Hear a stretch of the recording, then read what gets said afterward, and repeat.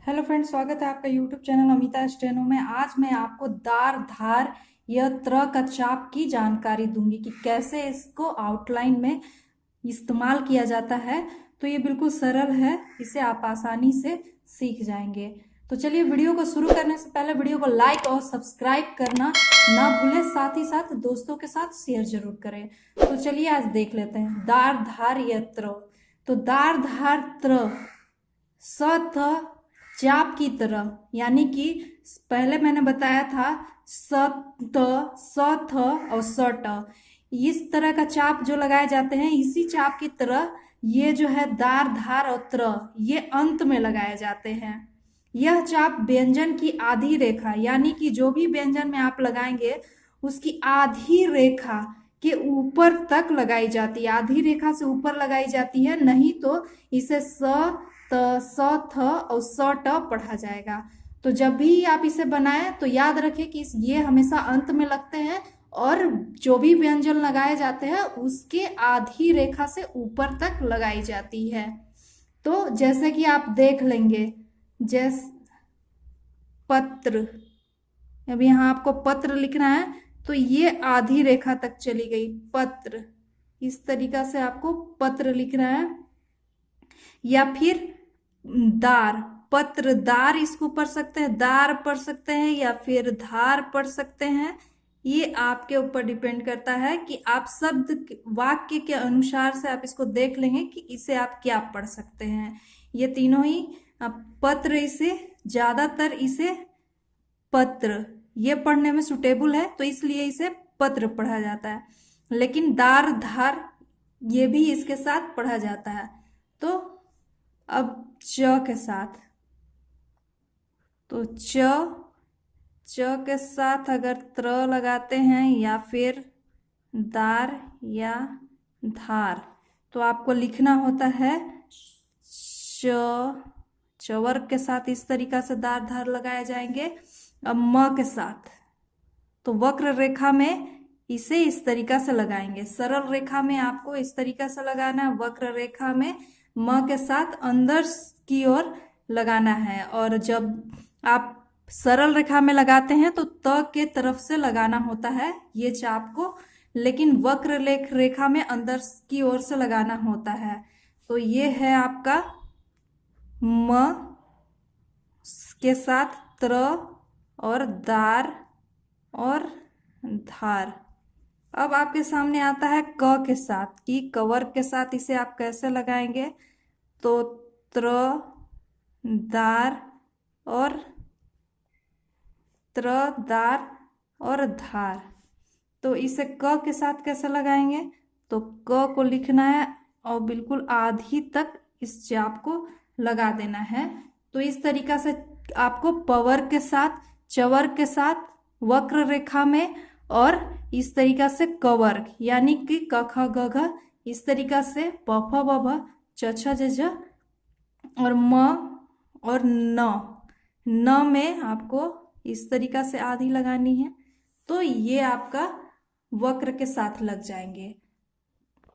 और बताना चाहूंगी कि अब जो है कि अकेले व्यंजन वाले शब्द के अंत में इसका प्रयोग अधिकतर त्र के अर्थ में होता है। जब भी अकेले लिखा जाता है, जैसे यहाँ पे प और त्र, प और ये जो लगाए हैं आपने चाप, तो इसे त्र ये ज्यादा सही माने जाता है, क्योंकि प और दार, तो पदार ये नहीं पढ़े जाएंगे, इसका कोई अर्थ नहीं बनता है। पधार, तो इसका भी कोई अर्थ नहीं बनता है, तो जिसके साथ अर्थ बनता है उसी के साथ इसे पढ़ा जाता है। तो इसीलिए आपको ये ज्यादा, जब भी ये व्यंजन में अकेला रहे तो इसे त्र ही पढ़ते हैं, लेकिन एक से अधिक व्यंजन वाले शब्दों के अंत में लगाने से यह दार या धार के अर्थ में भी आता है। अगर एक से अधिक लगाएंगे तो ये दार धार में आएंगे। जैसे आप देख लेंगे कि अगर एक के साथ लगाएंगे तो आप देखेंगे, जैसे ये पत्र, इसको पढ़ेंगे, अगर आप इसे लगाएंगे, अगर आप इसमें लगाएंगे तो पुत्र, ये पुत्र एक व्यंजन के साथ लगा हुआ है तो पुत्र। अब कुत्र, कुत्र, तो ये कुत्र एक व्यंजन के साथ लग रहा है, इसलिए त्र का इसमें इस्तेमाल किया जाता है। लेकिन जैसे कि पत्र और पुत्र, पुत्र, यहाँ पे कुत्र या फिर यत्र, ये य और त्र, यत्र, इस तरीका से क्योंकि एक व्यंजन के साथ लगा है इसीलिए इसे त्र का इस्तेमाल किया जा रहा है। लेकिन अगर एक से अधिक व्यंजन, जैसे कि ये मैंने लिख दिया, तो ये एक से अधिक व्यंजन हो गए, तो इसको जो पढ़ेंगे ह, ये जो ह है ह क, अब दार, यहाँ पे आपको ह क दार ये पढ़ना सुविधाजनक होगा, इसलिए हकदार। अगर ह क धार, हकदार, इसका कोई मतलब नहीं मिलता है कि हकदार, इसलिए शब्द का जो मतलब निकले उसी को आपको लगाना है, उसी को आपको उच्चारण करना है। जैसे यहाँ पे देख लेंगे ग, ड़, और यहाँ पे मैंने चाप लगाया तो गा, ये मैंने चाप लगा दिया तो गड़ारी, गड़ारी, यहाँ पे गड़ारी दार, इसको गड़ारी दार पढ़ेंगे, गराड़ी दार।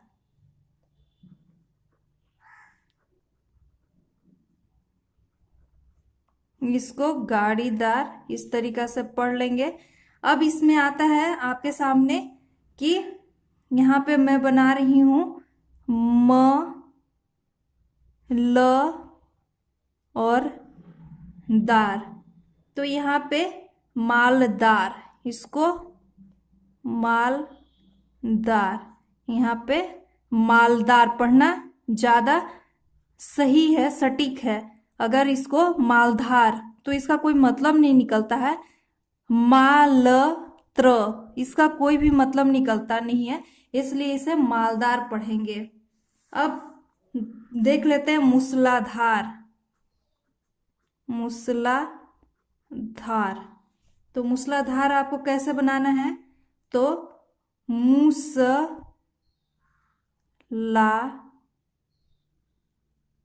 धार, यहाँ पे आपको मूसला धार, तो मूसलाधार, तो इस तरीका से आपको मूसलाधार बनाना है।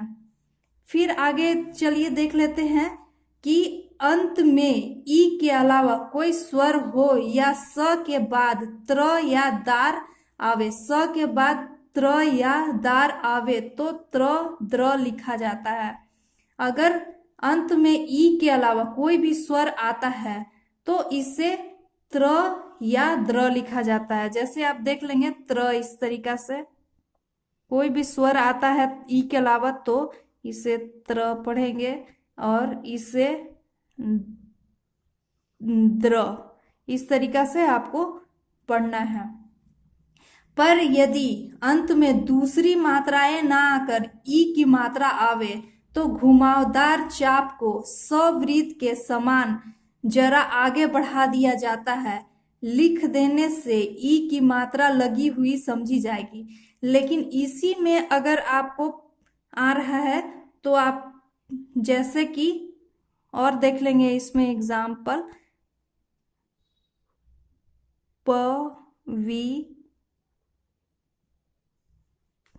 पवित्र, पवित्रा, पवित्रा, इसे इस तरीका से पवित्रा, पवित्रा, इस तरीका से इसको पढ़ेंगे।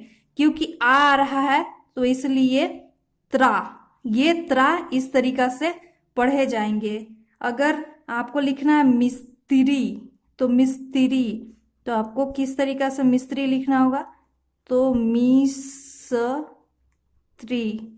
तो यहाँ पे म, श और त्री, ये जो है त्र यहाँ पे लग जाएंगे, ना कि इसको चाप बनाना है, इस तरीका से आपको बनाना है। अब यहाँ पे देख लेंगे रसदार, तो रसदार में र, स और ये हो गया दार, रसदार इस तरीका से बनाएंगे, ना कि इसे चाप बनाएंगे। इसमें चाप नहीं लगेगा, ये अंत में आ रहा है, तो इसलिए आपको चाप लगाने की आवश्यकता नहीं है। इस तरीका से द्र या त्र का इस्तेमाल करना है। अब अगला देख लेंगे कि जब ई लगी हुई आए, तो जैसे पतरी, तो पतरी को आपको ई लगाना है, तो चाप को बढ़ा देंगे, यहाँ पे चाप बढ़ जाएंगे। ई के साथ हमेशा चाप बढ़ा दिया जाता है।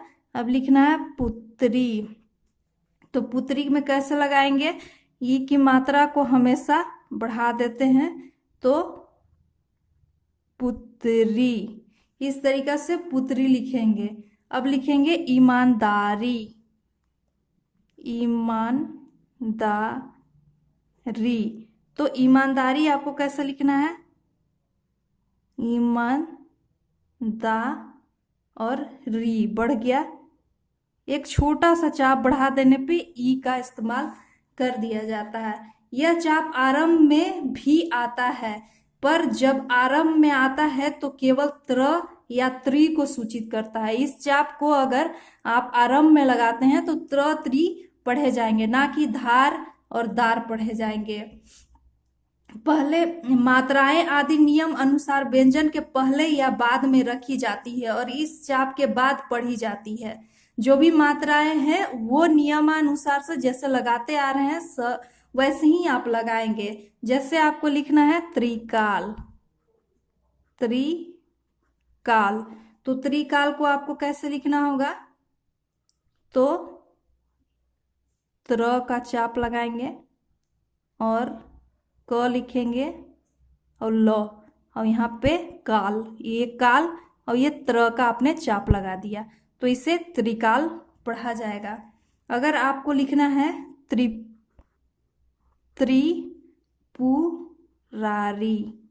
तो त्रिपुरारी को कैसे आपको लगाना है, तो यहाँ पे चाप लगाना है त्र का और प और रा और री, तो यहाँ पे हो जाएगा त्रिपुरा और री। तो इस तरीका से त्रिपुरारी आपको बनाना है। यहाँ पे त्रि का हो गया और त्रिपुरारी, इस तरीका से त्रिपुरारी बनेगा। अब लिखना है आपको त्रिशूल, त्रिशूल, तो त्रिशूल कैसे लिखना है, यहाँ पे बनाना है त्र स्व और ल, तो ये हो जाएगा त्रिशू, सु यहाँ आ गया, सु और ल, त्रिशूल। अब आपको बनाना है, अब आपके सामने आता है त्रिकुट। त्रिकुट को कैसे लिखेंगे, तो आपको पहले त्रि लिखना है, त्रि क और ट, त्रिकुट। इस तरीका से ये बनाए जाएंगे। जब शुरुआती में आएंगे त्र का, तो आप त्र त्रि आप बना सकते हैं। तो इस तरीका से आपको बनाना होगा चाप। जब यह चाप सरल रेखाओं में न के आंकड़े की तरफ लगाई जाती है, जब सरल रेखा में न के आंकड़े की तरफ लगाई जाती है, तो दार या धार के पहले न भी पढ़ा जाता है। जब इसे सरल रेखा में न की तरफ आप लगाते हैं, तो ये दार धार के साथ में न भी पढ़ा जाता है। जैसे कि आप देख लेंगे दुकानदार, तो दुकानदार आपको कैसे लिखना है, दुकान, न यहाँ पे लग गया और दार, तो यहाँ पे हो जाएगा का और द के साथ दुकानदार। अब आपके सामने आता है दुकानदारी, तो दुकानदारी, तो ये दुकानदारी कैसे आप लिखेंगे, तो पहले द का बनाएंगे, दु क और द, यहाँ पे ई ई, तो ये ई बढ़ाने पे, आगे बढ़ाने पे ये ई पढ़े जाते हैं, तो दुकानदारी। इस तरीका से आपको बनाना है। तो उम्मीद करती हूँ कि आपको ये क्लास बिल्कुल समझ में आ गई होंगी आसानी से, कि आपको दार धार और त्र का इस्तेमाल कैसे करना है। तो वीडियो को लाइक और सब्सक्राइब करना न भूले। तो मिलती हूँ नेक्स्ट वीडियो में, तब तक के लिए धन्यवाद।